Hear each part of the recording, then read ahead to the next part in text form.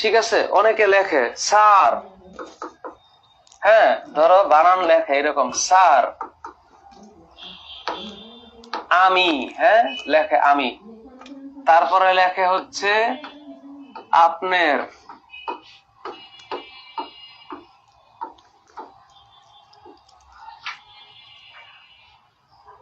লেখছে লেখছে ও, আমি বুঝছি ও লিখতে চেয়েছে স্যার আমি আপনার পাশে আছি, বানানটা হচ্ছে স্যার আমি আপনার পাছায় আছে। What is this? এটা কি পাশে আছি?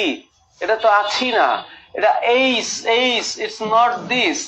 আছি যদি আমাদের লিখতে হয়, লিখতে হবে আছি। চ ছ চ, এটার মানে হচ্ছে সি এইচ, ছ সি ডবল এইচ, এখানে ডাবল এইচ দেওয়া উচিত, যদি আছি হয়ে যায়, বাট আমরা আছি বলি। চুপ, লেখছো লেখছে কত্তাক।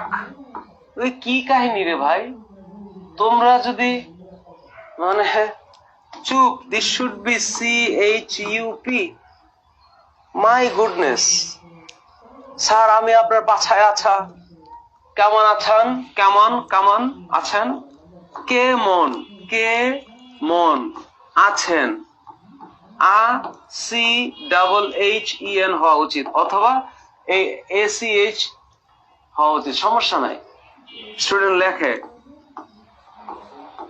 কামান আসান, কামন আসান, আবার এইটাও লেখে না, লেখে এরকম কামন আসান, স্যার কামন আসান।